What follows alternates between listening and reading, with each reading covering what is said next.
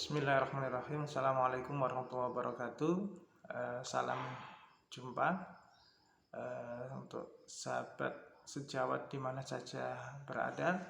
Semoga hari ini Anda semua, termasuk saya, dalam kondisi sehat, kondisi bahagia, kondisi sabar, ya, karena memang kita membutuhkan kesabaran yang cukup untuk menghadapi masalah keprihatinan nasional, yakni adanya pandemi COVID-19, di mana kondisi pandemik ini sangat mempengaruhi kehidupan kita dalam berbagai aspek, ya, baik aspek sosial maupun aspek-aspek yang lain termasuk ekonomi. Tapi kita mesti harus tetap sabar. Semoga Allah memberikan kepada kita kesabaran dan kekuatan untuk melalui kondisi keprihatinan ini. Sahabat sejawat, saya kali ini ingin sedikit mengingatkan kembali tentang prosedur-prosedur refraksi. Nah, yang pertama ingin saya bahas adalah tentang anamnesa, atau mungkin dengan bahasa lain adalah history taking. Ini pengambilan data riwayat pasien terhadap keluhannya. Kenapa ini penting kita lakukan sebelum kita melakukan pemeriksaan refraksi lebih lanjut? Karena memang anamnesa itu adalah langkah awal bagi kita untuk mendapatkan satu tentatif diagnosa atau diagnosa sementara yang nantinya akan menjadikan sebagai dasar langkah-langkah kita untuk melakukan pemeriksaan refraksi berdasarkan keluhan yang bisa kita dapatkan dari investigasi di anamnesa. Karena dengan anamnesa itu, kalau anamnesa kita baik, maka kita bisa mengambil satu kesimpulan dari diagnosa sementara apa yang harus kita lakukan langkah-langkah berikutnya. Nah, sebelum kita melakukan anamnesa, tentu ada beberapa hal yang perlu kita perhatikan. Yang pertama adalah bagaimana kita melakukan anamnesa itu pasien merasa nyaman, sehingga komunikasi yang kita jalin dengan pasien itu bisa berjalan dengan baik. Nah, untuk itu maka kita harus melakukan satu langkah untuk mengenalkan diri dulu. Jadi sebelum kita jauh berbicara dengan pasien, sebaiknya kita berbicara lebih dulu dengan perkenalan, memperkenalkan diri, siapa kita gitu, supaya orang itu lebih merasa nyaman kalau dia berbicara dengan orang yang dia kenal. Ya, dia tidak punya rasa segan, dia tidak punya rasa malu gitu kan. Ada orang-orang yang memiliki sifat-sifat malu, ya, sehingga dia butuh untuk butuh perkenalan, butuh pendekatan lah, butuh untuk lebih dekat. Nah, kalau orang itu merasa nyaman, tentu dia akan lebih mudah mengutarakan keluhannya. Nah, di dalam anamnesa yang perlu kita lakukan setelah terjadinya perkenalan itu adalah kita melakukan pengambilan data tentang demografi profil seseorang. Jadi kita mengambil data pribadi pasien. Yang pertama kita tanya adalah nama. Biasanya mesti kita tanya namanya, tapi pada saat perkenalan tentu kita sudah menyebutkan nama dan kita sudah menanyakan nama. Kemudian nama ini penting, ya, untuk filing system kita, karena kalau kita sebutkan nama kan juga tidak mungkin untuk dalam filing system kita. Kemudian usia. Nah, usia juga harus kita tanyakan, karena nanti ini akan berhubungan, kita hubungkan dengan keluhan yang timbul. Kemudian kita bisa hubungkan dengan penyakit-penyakit yang terkait dengan usia. Misalkan penyakit age-related macular degenerative, kemudian penyakit katarak misalkan. Nah, ini kan terkait sekali dengan dengan faktor usia, sehingga usia ini perlu kita tanyakan untuk selain untuk pendataan juga untuk mencari hubungan dengan keluhan, sehingga kita nanti bisa menentukan diagnosanya berdasarkan keluhannya dan usianya. Kemudian jenis kelamin itu hanya untuk pendataan kita penting karena supaya tidak salah ya, kan ada kadang-kadang nama seperti nama laki-laki tapi perempuan, sebenarnya juga demikian. Jadi jenis kelamin, tapi saya kira kalau teman-teman melihat secara fisik aja sudah tahu ya laki-laki atau perempuan ya. Kalaupun ada orang yang transgender pun pasti akan kita bisa kenali. Nah, kemudian alamat ini di samping untuk kebutuhan pengisian data, alamat ini juga perlu kita butuhkan untuk mengetahui apakah seseorang itu tinggal dalam satu wilayah endemik penyakit tertentu. Apakah seseorang itu memang bagaimana tingkat pelayanan kesehatannya, sehingga ini penting bagi kita untuk lebih mengenali kebutuhan pasien nantinya. Jadi kita bisa memahami tentang kebutuhan yang ada berkaitan dengan lingkungannya. Jadi kan ada dalam satu daerah tertentu yang orang itu tinggal memang di dalam endemik ya, daerah-daerah endemik tertentu. Nah, kemudian pekerjaan ini kita tanyakan karena memang penting ketika kita nanti meresepkan satu lensa, kita juga akan melihat kebutuhan orang dengan pekerjaannya, terkait dengan pekerjaannya. Apakah butuh pekerjaan yang lebih banyak di dalam ruangan atau lebih banyak di luar ruangan, dia lebih banyak kebutuhan dekatnya atau dia lebih banyak kebutuhan untuk jauhnya. Nah, di samping itu juga pekerjaan ini bisa kita jadikan sebuah rujukan untuk apakah pekerjaannya itu memang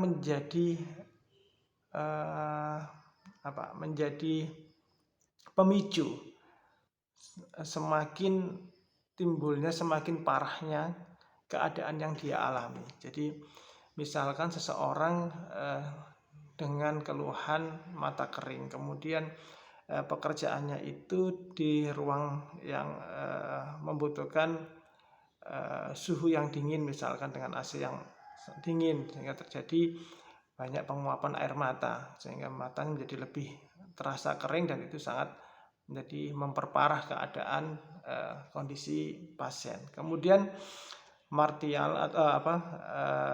status pernikahan itu juga kita tanyakan untuk menambah filing sistem kita supaya bisa lebih baik. Kemudian etnis itu atau suku, kesukuan perlu kita tanya. Mengapa? Karena kita kalau mengedukasi seseorang terkait dengan sesuatu yang penting bagi kita untuk kita edukasi, kadang-kadang butuh pendekatan khusus, pendekatan yang harus kita sesuaikan dengan kultur atau budayanya. Jadi orang yang tertentu kadang-kadang memang butuh ada kan orang yang tidak bisa kita ajak untuk berbicara secara langsung.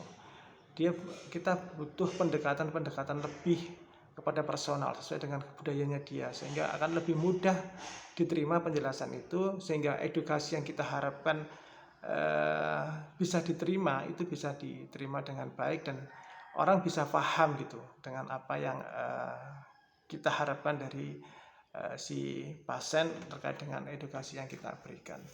Yang kedua, chief complaint atau keluhan utama. Jadi kita tanya keluhan utamanya apa, ketika dia datang ke tempat kita, ini keluhannya apa yang dia utamakan gitu. Nah, ketika kita tanya seperti itu, apa sih yang perlu kita perhatikan adalah lokality atau tempat yang dia keluhkan ini pada satu mata atau dengan dua mata. Ya, jadi kita lebih bisa nanti untuk melihat ke sana. Kemudian sejak kapan dirasakan? Nah,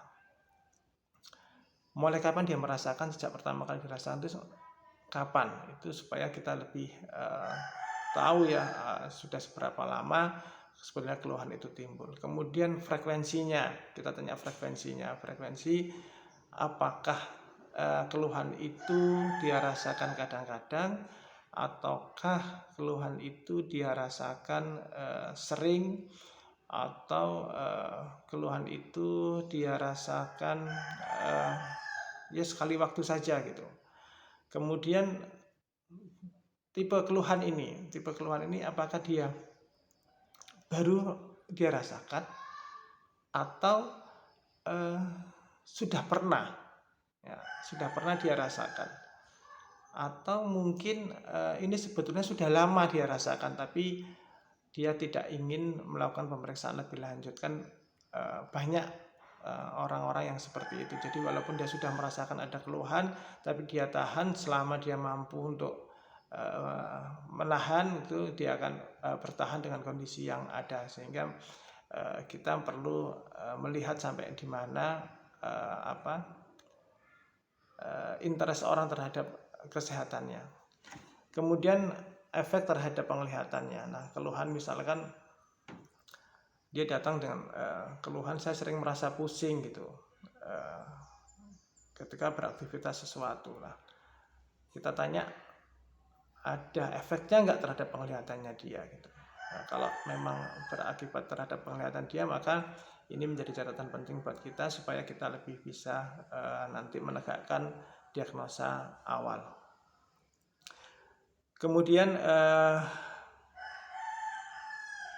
hubungan antara keluhan itu dengan tanda-tanda yang ada, kita harus menghubungkan itu. Misalkan ada seseorang yang datang sudah menggunakan kacamata, kemudian dia mengeluhkan kacamata lamanya misalkan. Nah, karena keluhan itu sifatnya adalah subjektif, ya, kan disampaikan oleh pasien, yang dirasakan oleh pasien bersifat subjektif, maka kita perlu satu pendukung untuk menegakkan diagnosa. Ini adalah data. Nah, tanda itu adalah data yang objektif berdasarkan pemeriksaan. Jadi misalkan tadi saya sampaikan kalau ada orang keluhan dengan kacamata lama kabur, kemudian kita cari itu apa sih kira-kira penyebabnya. Ya. Kalau dia ternyata kita tanya ada riwayat DM misalkan, ada riwayat DM-nya, maka kita bisa mengambil datanya itu berupa hasil cek lab. Nah, jadi kalau ini adalah tandanya sebagai hasil pemeriksaan lab, itu adalah sebagai tandanya. Kemudian keluhan yang disampaikan itu adalah kabur. Jadi kita hubungkan di situ sehingga kita bisa lebih baik lagi. Kemudian yang ketiga yang perlu kita ambil adalah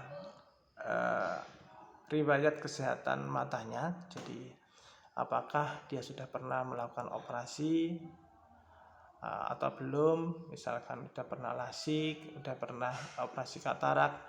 Nah, itu kita tanyakan. Kemudian apakah pernah terjadi benturan atau tidak dengan matanya, atau terjadi trauma atau tidak dengan matanya. Kemudian trauma bisa benda keras, bisa benda cair ya. Saya sendiri pernah mengalami ketika mata saya terkena lem iron alpha. Gitu. Jadi sangat sangat tidak enak ternyata ya kena lem. Nah, kemudian riwayat pemeriksaan terakhir. Ya, jadi kapan dia terakhir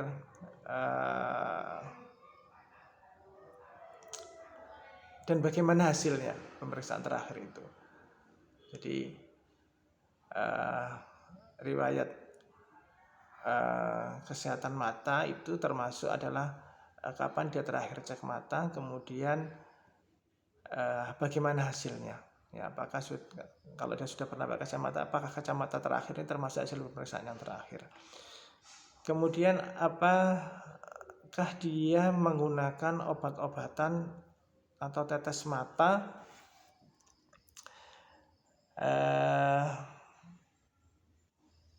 yang dia gunakan untuk pengobatan misalkan.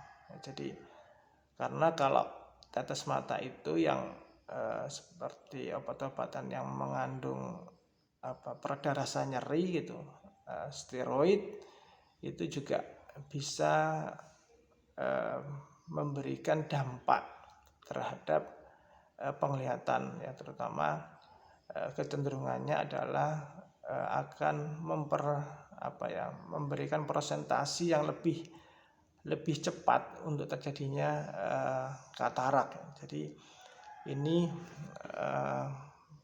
penting kita tanyakan, ya. Kadang-kadang kita harus lebih dalam beranamnesa. Kemudian alergi, apakah matanya memiliki alergi secara khusus terhadap matanya, misalkan kalau kena debu dia mudah merah, kemudian lebih sensitif terhadap debu, gatal dan sebagainya. Jadi timbul tanda-tanda alergi di matanya. Kemudian apakah dia sedang yang saja kita tanyakan adalah apakah dia sedang menjalani vision therapy, ya. Misalkan dia memiliki kasus konvergensi infusiensi yang membutuhkan vision therapy, atau mungkin dia sedang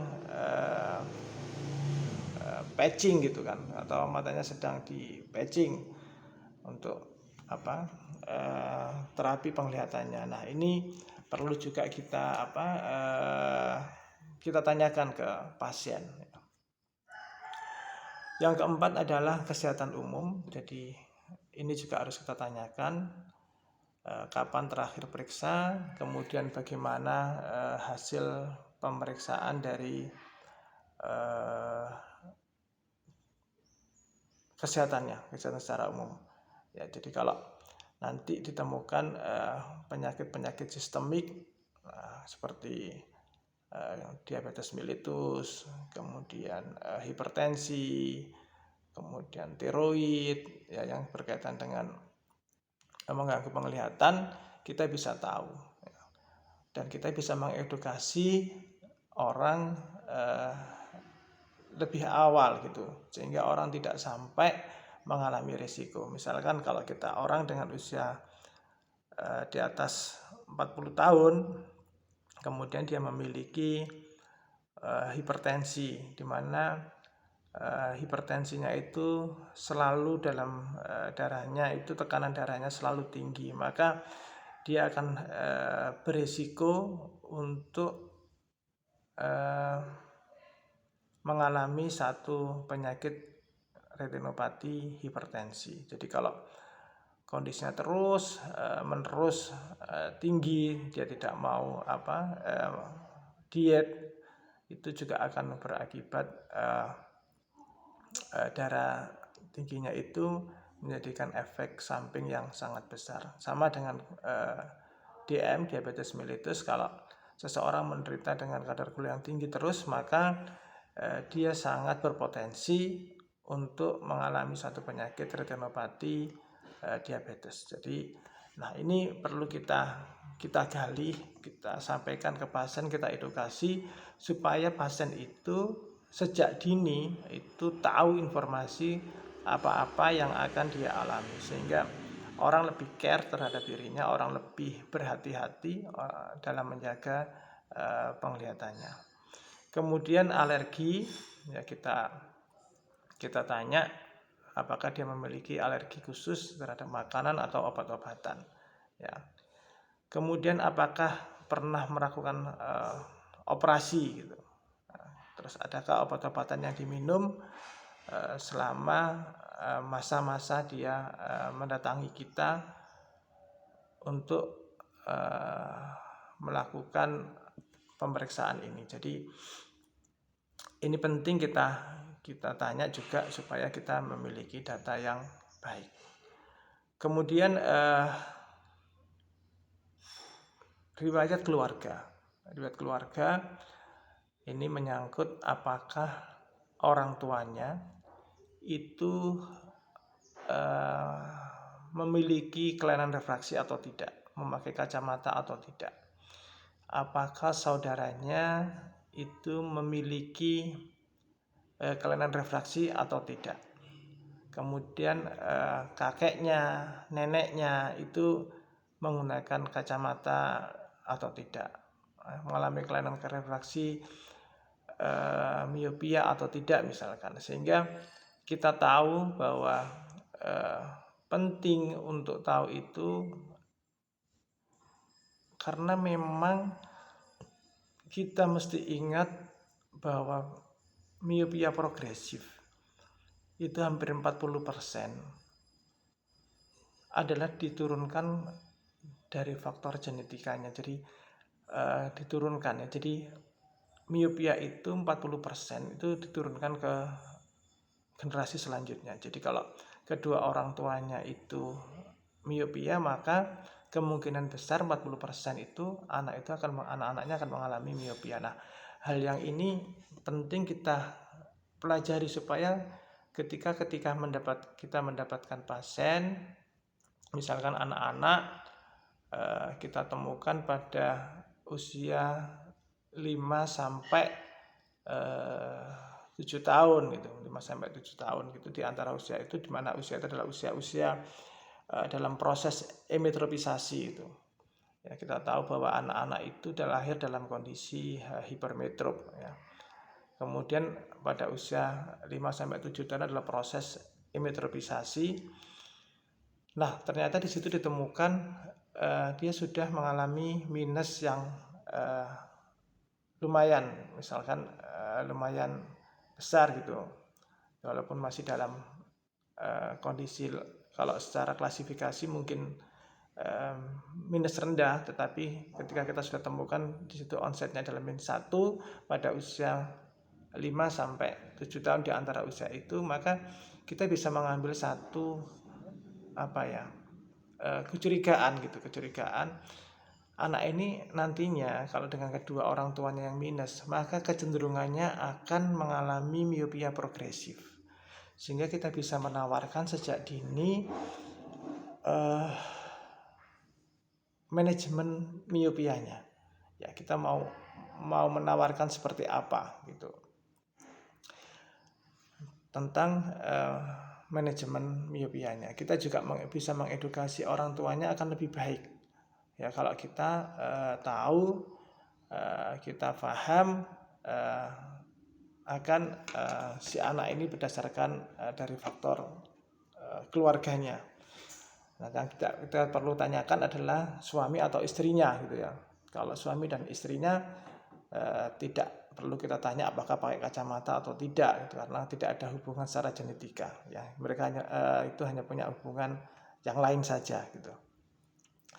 Kemudian proses kelahiran, kalau kita ketemu pasien anak-anak, ini perlu kita tanyakan juga apakah dia lahir prematur atau normal.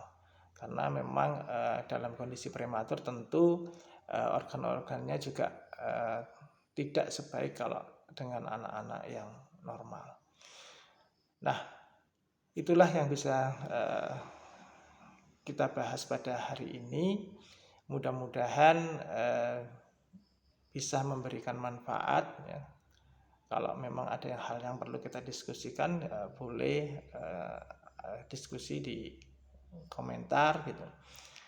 Dan saya harapkan kita berkomentar dengan kata-kata yang baik ya, dengan tata krama yang baik, karena ini akan dibaca banyak orang ya. Jadi saya harapkan kita nanti mungkin kalau kita bahas hal-hal yang lebih sensitif terhadap pekerjaan juga tetap kita mengedepankan tata krama dengan bahasa-bahasa yang baik.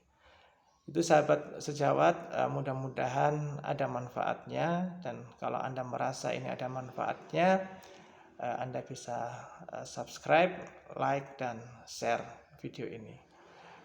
Terima kasih. Sampai ketemu di video selanjutnya. Assalamualaikum warahmatullahi wabarakatuh.